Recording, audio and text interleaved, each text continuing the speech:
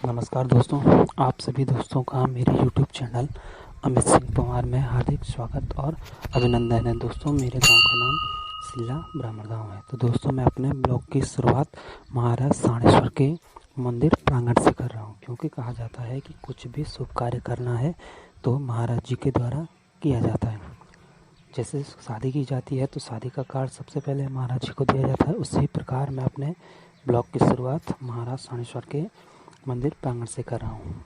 तो दोस्तों, ये है महाराज साणेश्वर का मंदिर प्रांगण, जो कि काफ़ी सुंदर दिखाई दे रहा है आपको। और ये चबूतरा है महाराज साणेश्वर का, और ये शिवालय है। तो दोस्तों, यहाँ पे जो जल चढ़ाया जाता है शिवालय में, उसका पानी इसी कुंड में आता है। तो जो आपको एक कुंड दिखाई दे रहा है, इसमें पानी इकट्ठा है, ये शिवालय का पानी है, जो कि अंदर शिवालय है, उसमें पानी को चढ़ाया जाता है, तो इसमें वो पानी आता है। धीरे धीरे आपको आगे पे ये नंदी और नंदीगण दिखाई दे रहे हैं।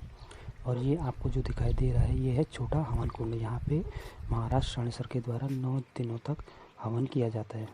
महाराज साणेश्वर की अगुवाई में यहाँ पे हवन किया जाता है। तो आपको जो ये सामने पे दिखाई दे रहा है, ये है शिवालय का जो ये नज़ारा है, आपको काफ़ी सुंदर दिखाई दे रहा है। यहाँ पे अलग अलग घंटियाँ भी आपको दिखाई दे रही है। और ये है नंदी और नंदीगण, जो कि इस शिवालय की रखवाली कर रहे हैं। और ये आगे पे ये छोटा हवन कुंड है। जब महाराज साणेश्वर तिवारा यात्रा जाते हैं तो 9 दिन का हवन कुंड इसी में किया जाता है, और जो 18 दिन का हवन कुंड किया जाता है वो बड़े कुंड में किया जाता है, जिसका नाम रकस कुंड भी है। तो आपको ये दिखाई दे रही है नंदी और नंदीगण है, जो कि शिवालय की रखवाली कर रहे हैं।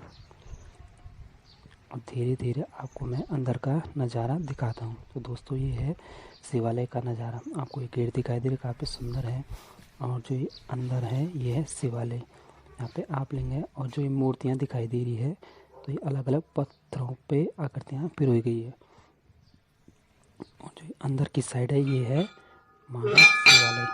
यह साणेश्वर के मंदिर में यह महाराज साणेश्वर के बगल में जो शिवालय है, तो ये है शिवालय, आप लिंग भी कह सकते हैं इसको। और जो ये मूर्तियाँ हैं, उसमें अलग अलग मूर्तियाँ बनाई गई पत्थरों पे। और ये है महाराज साणेश्वर का मंदिर, जैसे आपको दिखाई दे रहा है। इसका गेट काफ़ी सुंदर है, और जो ये गेट के सामने पत्थरों पे आकृतियाँ बनाई गई है, कारीगरों द्वारा सुंदर नक्काशी की गई है। और दरवाजे भी देख सकते हैं आप। इसका जो गेट है वो काफ़ी सुंदर है, और जो मूर्तियाँ दिखाई दे रही है, ये भी काफ़ी सुंदर है। और मैं आपको अंदर का नज़ारा दिखाता हूँ महाराज साणेश्वर का। आपने किसी ने देखा होगा तो किसी ने नहीं देखा। आपको जो फर्स्ट पे आपको मूर्तियाँ दिखाई देगी यहाँ पे और ये है घंटी, जो कि प्रत्येक दिन बजाई जाती है। जब भोग लगता है महाराज साणेश्वर का, तो उस समय बजाई जाती है। और ये मूर्तियाँ दिखाई दे रही है आपको सामने पे। और जो अंदर है, अंदर महाराज साणेश्वर विराजमान हैं। जो महाराज साणेश्वर की डोली घूमने जाती है, तो जगह जगह हर क्षेत्र में घूमने जाती है। ये डोली प्रत्येक 12 साल में एक बार भ्रमण करती है, तो 5 वर्षों तक ये भ्रमण करती है। ये शंकराचार्य आपको दिखाई दे रहे हैं। तो 12 साल में एक बार घूमने जाती है प्रत्येक क्षेत्र में। अपने भक्तगणों की जो भक्तगण होते हैं महाराज, उनकी कुशल मंगल के लिए तिवारा यात्रा की जाती है। तो उसके बाद घूमने के बाद महाराज साणेश्वर के मंदिर प्रांगण में 28 दिनों तक महायज्ञ किया जाता है, जो कि महाराज साणेश्वर और माता कुसमांडा की अगुवाई में की जाती है। और आपको ये दिखाई दे रहे हैं सुंदर सुंदर फूल दिखाई दे रहे हैं, अलग अलग पेड़ पौधे दिखाई दे रहे हैं महाराज साणेश्वर के मंदिर प्रांगण में। इनके द्वारा मंदिर प्रांगण काफ़ी शोभायमान है, काफ़ी सुंदर नज़ारा लगता है इन फूलों की। बरसात के मौसम में यहाँ पे जब फूल खिलते हैं तो काफ़ी सुंदर नज़ारा लगता है इस परिसर का। धीरे धीरे मैं आपको आगे की ओर दिखाता हूँ। ये है भोग मंडी। ये पुरानी भोग मंडी है। यहाँ पे पहले महाराज साणेश्वर का भोग लगता था, यहाँ भोग बनाया जाता था। धीरे धीरे आगे पे दिखाई दे रही है नई भोग मंडी, जो कि हाल ही में बनाई गई है। मैं इस भोग मंडी का नज़ारा दिखाता हूँ आपको।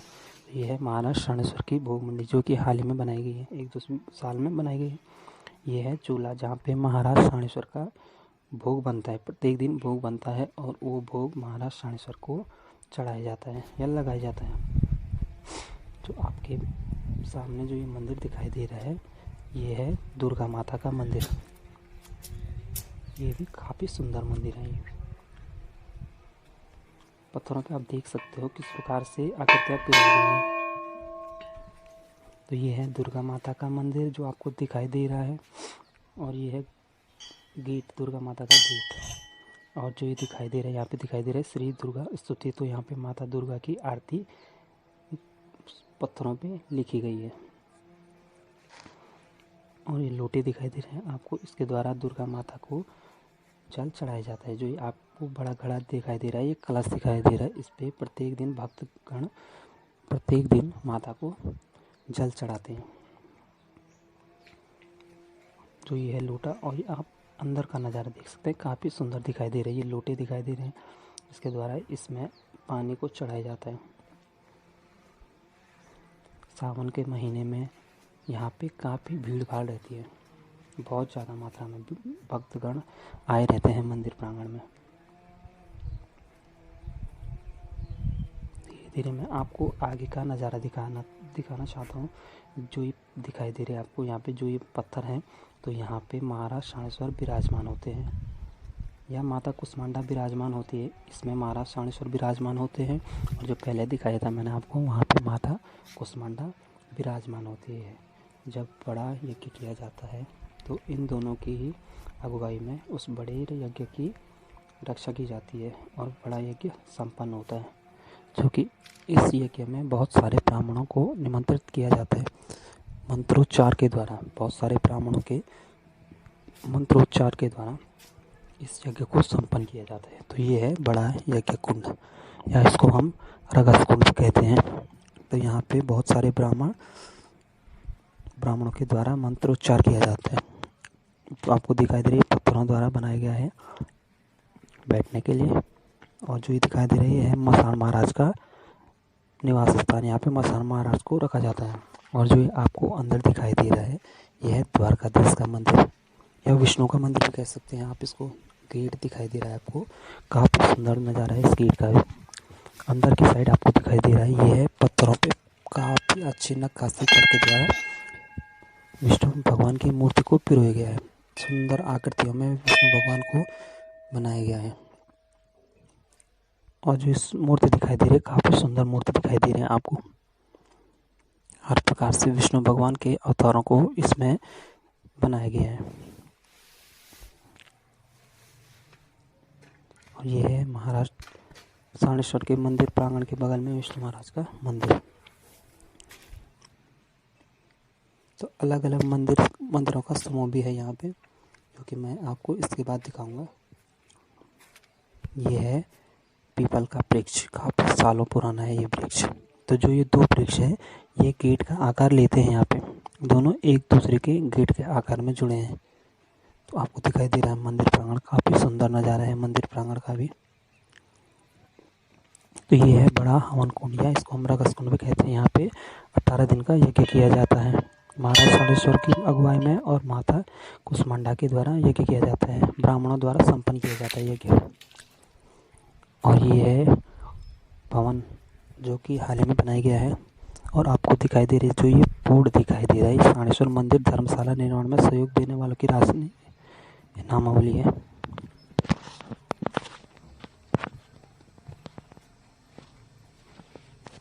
यहाँ पे ये है द्वितीय गेट, महाराज शाणेश्वर का दूसरा गेट। तो नामावली में जो नाम है उसके अतिरिक्त अन्य गुप्त दान भी दिया गया है, अन्य लोगों के द्वारा दान किया है। जो ये दिखाई दे रहा है ये भवन, इन भवन का जो निर्माण किया गया है वो बहुत सारे भक्तगणों ने चंदा इकट्ठा करके दिया गया है।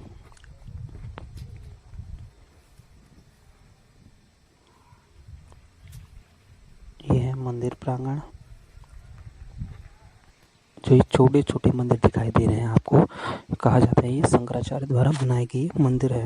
जो छोटे छोटे मंदिर जो ये दिखाई दे रहा है आपको, 5 मंदिर आगे की साइड है और 4 मंदिर पीछे की साइड है।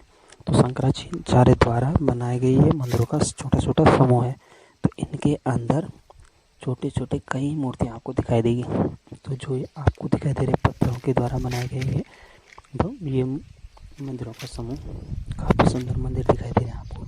ना तो इस पे सीमेंट लगाया गया है, ना तो इस पे बालू लगाया गया है, ना सरिया लगाया गया है। बिना सीमेंट के, बिना ईंट के, बिना पत्थर के, केवल पत्थरों द्वारा इसको बनाया गया है। पत्थरों को आपस में एक दूसरे के ऊपर रखकर इसको बनाया गया है। देख सकते हैं आपको पुराने लोगों की कलाकृति और पुराने लोगों का दिमाग कह सकते हैं आप इसको, किस प्रकार से इन्होंने पत्थरों को तराश कर इन मंदिरों का निर्माण किया है। आपको दिखाई दे रहा है अंदर शिवालय है, बहुत सारी आपको इनके अंदर मूर्तियाँ दिखाई देगी। तो ये गेट है, इस पर बहुत सारी घंटियाँ लगी हैं। ये अलग अलग आपको बहुत सारे मंदिर दिखाई देंगे यहाँ पे। और इन मंदिरों के अंदर आपको जैसे दिखाई दे रहे हैं बहुत सारी मूर्तियाँ हैं इनके अंदर भी। प्रत्येक दिन यहाँ पे पूजा की जाती है, इनको भोग लगाया जाता है। और जब जैसे शिवरात्रि होती है या लक्ष्मी पूजा होती है या दीपावली होती है तो इन मंदिरों में छोटे छोटे दिए लगाए जाते हैं। जैसे ये है तो इन मंदिरों को दियों द्वारा सजाया जाता है। आपको दिखाई दे रही है जैसे ये फूल है, फूलों से भी काफ़ी सुंदर नज़ारा होता है इस परिसर का। तो ये है महाराज शाणेश्वर का मंदिर परिसर। जैसे आपको पीछे वाले दिखाई दे रहे हैं तो पीछे भी काफ़ी सुंदर नज़ारा है। ये थोड़े बड़ी मंदिर हैं, इन आगे वालों से थोड़ा लंबाई में चौड़ाई में काफ़ी बड़े हैं। तो 5 आगे की साइड है और 4 ये पीछे की साइड है। तो यहाँ भी मूर्तियाँ विराजमान है, बहुत सारी मूर्तियाँ विराजमान हैं। देवी देवताओं की बहुत सारी मूर्तियाँ विराजमान है यहाँ अंदर। तो पत्थरों पे किस प्रकार से कलाकृति की गई है देख सकते हो आप। पत्थरों को तराश कर उस पे कलाकृतियाँ की गई है, अलग अलग कलाकृतियाँ की गई है और अलग अलग वहाँ पे देवी देवताओं को बनाया गया है। जैसे ये शिवलिंग है, ये शिवालय है, जैसे शिवालय में आप लिंग है वैसे ही यहाँ पे ये बनाया गया है। तो अलग अलग मंदिरों में अलग अलग देवी देवताओं को रखा गया है, पत्थरों पे बनाकर रखा गया है। तो ये अलग अलग मंदिरों का समूह, ये छोटे छोटे मंदिरों का समूह है जो कि शंकराचार्य जी द्वारा बनाए गए हैं। काफ़ी टाइम हो गया है इन मंदिरों को भी। जैसे आपको दिखाई दे रहे हैं ये है छोटे छोटे मंदिर। आप देख सकते हैं इस पर ना तो सीमेंट लगाया गया है, ना तो बालू लगाया गया है, ना तो सरिया लगाए गए हैं, लेकिन पत्थरों को आपस में इस प्रकार से चिपकाया गया है कि अगर आप उनको हिलाना चाहते हो वो हिल भी नहीं पाएंगे। और यह है गेट यानी कि अंदर जाने का प्रवेश द्वार है ये। तो जैसे दिखाई दे रही है यहाँ पे कितना सुंदर नज़ारा दिखाई दे रहा है आपको। अंदर की साइड जूम करके दिखाया गया है, कितना सुंदर नज़ारा है यहाँ पर महाराज शाणेश्वर के मंदिर प्रांगण का।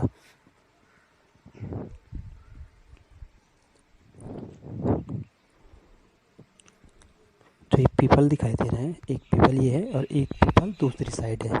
तो ये दोनों आपस में इस प्रकार से चिपके रहते हैं, जैसे गेट की तरह चिपके रहते हैं, गेट बनाकर रहते हैं।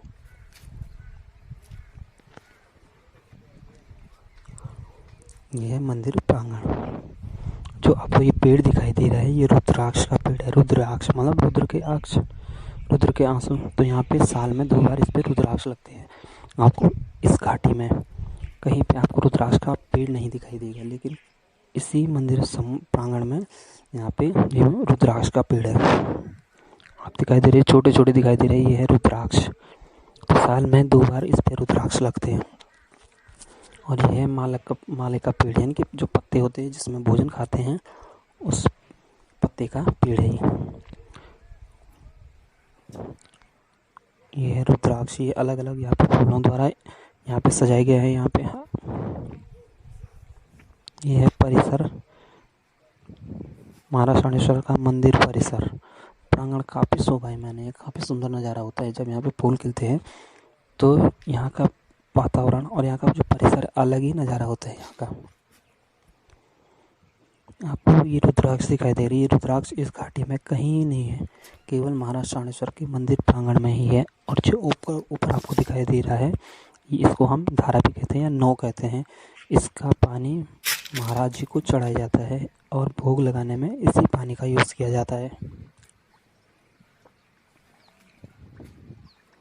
और ये महाराज शनेश्वर का मंदिर परिसर है।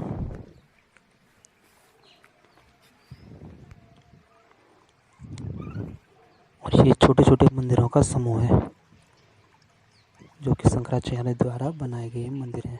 और ये शिवालय है, आपको दिखाई दे रहे हैं। यहाँ का दृश्य काफ़ी सुंदर नज़ारा है। इस क्षेत्र का शिला ब्राह्मण गांव, यह जो ऊपर दिखाई दे रहा है ये है ब्राह्मण गांव। और जो ये आपको दिखाई दे रहा है ये है डुंगरा बैंड। डुंगरा बैंड यहाँ से और मंदिर तक का रास्ता तकरीबन आधा किलोमीटर का होगा। और ये है रगस कुंड या बड़ा हवन कुंड, यहाँ पे हवन किया जाता है। ये है देवल। और जो नीचे दिखाई दे रही है सिरकार के सिरे हैं जहाँ पे महाराज शनेश्वर नृत्य करते हैं। और ये सिंगोर गांव, और ये है हमारा गांव। क्षेत्र भ्रमण किया जाता है महाराज शनेश्वर के यहाँ, महाराज शनेश्वर के द्वारा यहाँ पे अपने भक्तगणों के कुशल मंगल की कामना की जाती है। और हालचाल पूछने जाते हैं महाराज शनेश्वर द्वारा यात्रा पे। और उसके बाद महाराज शनेश्वर के मंदिर प्रांगण में 28 दिनों का महायज्ञ किया जाता है। 9 दिन का छोटे वाले हवन कुंड में और 18 दिन का बड़े वाले हवन कुंड में किया जाता है यज्ञ। और उस यज्ञ की रखवाली महाराज